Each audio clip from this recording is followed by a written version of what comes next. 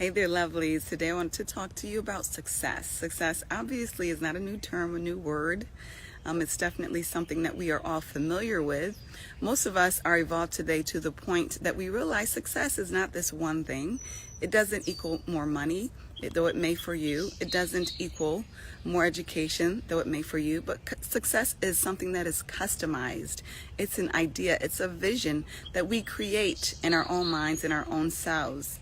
And ultimately, success means this level of contentment of reaching a goal that we set out. That's pretty much what success is.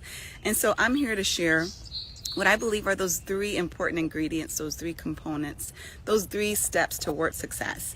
I'm not here to tell you that they're independent of each other, because I don't believe that they necessarily are. They can actually positively influence each other in a phenomenal way as used appropriately. But I do believe that all three are very important in reaching success.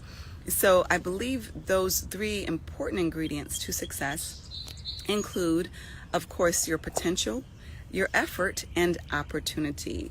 I've heard others say, where opportunity meets preparation.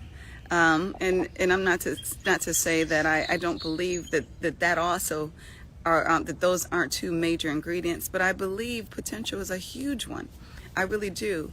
Now, let me first and foremost say I think that all of us, and at the very least 99% of us, are underestimating our potential, and therefore underestimating our ability to reach certain levels of success. But that being said, I do believe that we do have different potential, different areas of potential, and different levels of potential in respective areas. So like I said, these three elements can definitely influence each other without a doubt. So for sure, if you get an opportunity, that opportunity may cultivate more skill sets, more talents, give you more life to your gifts, to the point where your potential increases, for sure. It's the same goes with your effort. The more effort you make, of course, the more you're going to increase that potential. And then you can also make effort in order to find an opportunity. So that being said, I'm not here to tell you that they are mutually exclusive of each other. Definitely not. And they can definitely be interdependent and having an influence on each other. But I do think that they are all key ingredients. So let's talk a little bit about those and what they look like as they manifest, or, and that, for that matter, don't manifest in your life. Potential being one. Is this something that you're really able to do? Do you have the capabilities, whether it's one, do you have the gifts? Was this something that you were just born doing, knocking it out the box? That's what potential looks like. It looks like gifts, or it looks like talents. And those talents are those things that we can develop, those skill sets that we can build, for example, whether it's writing or playing basketball. These are two things that you could be born with a significant number of gifts that are going to give you an advantage. But these are also things that we can build talents toward, right? These are often things that we can do better in our own accord by practicing. Build those talents around it that in turn increase our potential.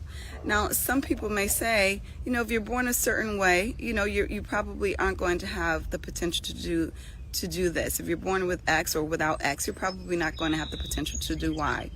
And a lot of times that can be true, but then there's that 1%, right?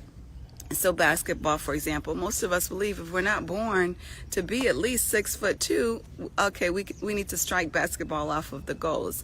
And then you have an anomaly come around, once every maybe 50 years, we don't know, a Spud Webb who's dunking and doing all these miraculous things at about, I believe he was about 5'6", something of that nature, who's totally going to defy nature in every single level.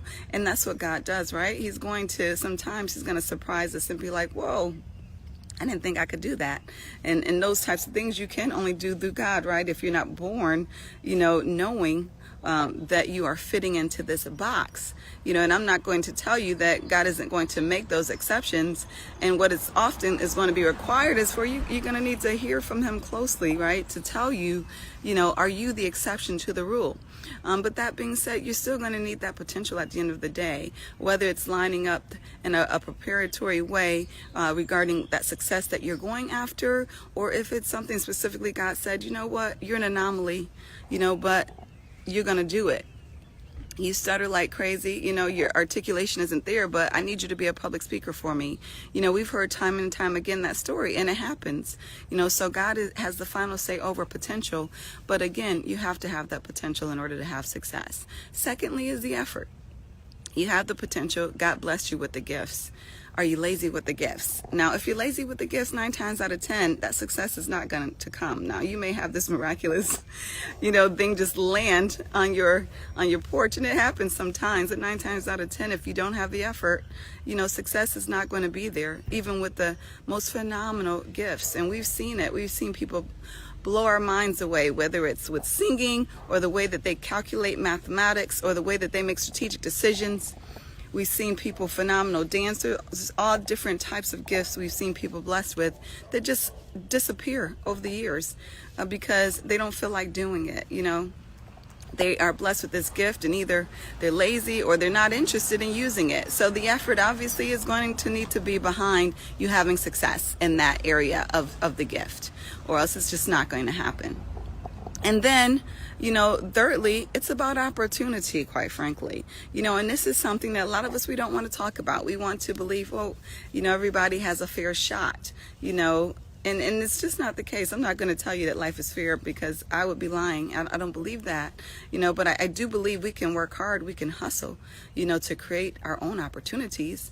And we can definitely work hard and put that effort toward finding opportunities that's going to increase our opportunities for success, right? But I'm not going to tell you that everybody has the same level of opportunity because I just don't believe that. But I do believe that you can increase your chances and that you can definitely increase the opportunities that you have. You have tremendous influence over doing that and bettering your lives on every level. Again, going back to what I said earlier, that potential is phenomenal because it is something truly you can feed into. There's limits to it, but you can increase it. And the first thing goes to removing the limits that don't exist. Don't create imaginary limits on your potential. Don't create limits that God has not created on your potential. You have to feed yourself, with that positivity, with those positive affirmations and expectations, and that's going to significantly increase your odds. But again, those 3 ingredients are what I see as you having success in anything. Number 1, the potential. Number 2, the effort. And number 3, the opportunity. So I pray that you be blessed and that you receive those 3 ingredients where your success lies for you. And that you make it happen, whatever that is. Have a blessed day.